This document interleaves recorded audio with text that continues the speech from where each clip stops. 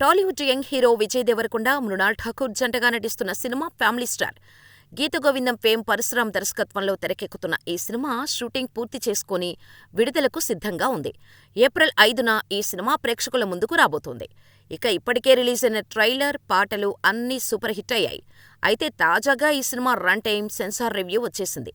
దీనిపై సోషల్ మీడియాలో పెద్ద ఎత్తున చర్చలు కూడా జరుగుతున్నాయి. ఈ సినిమాను తెలుగుతో పాటుగా తమిళం, హిందీలో కూడా విడుదల కాబోతోంది. ఇప్పట్లో పెద్ద సినిమాల రిలీజ్ ఏం లేకపోవడంతో ఫ్యామిలీ స్టార్కి బాగానే కలిసొచ్చేలా కనిపిస్తోంది. ఈ సినిమా ట్రైలర్ సినీ ప్రేక్షకులను బాగా ఆకట్టుకుంది. సినిమాపై అంచనాలను పెంచేస్తోంది. విజయ్ ఫ్యాన్స్ సినిమా కోసం వెయిట్ చేస్తున్నారు. ఇక సమ్మర్కు రిలీజ్ అవబోతున్న సినిమాగా రాబోతున్న ఫ్యామిలీ స్టార్ సూపర్ హిట్ అందుకునే అవకాశాలు ఉన్నాయనే వార్తలు కూడా వినిపిస్తున్నాయి. తాజాగా సెన్సార్ను పూర్తి చేసుకున్న ఈ సినిమా ఫ్యామిలీ ఆడియన్స్ని అలరించడానికి రెడీ ఉంది. సెన్సార్ సభ్యులు ప్రశంసలు అందుకుంది. సినిమా బాగుందనే టాక్ను అందుకుంది. అలాగే యూఏ సర్టిఫికేట్ను సొంతం చేసుకుంది. ఇక ఈ సినిమా రన్ టైం విషయానికి వస్తే 2 గంటల 40 నిమిషాలు ఉంది.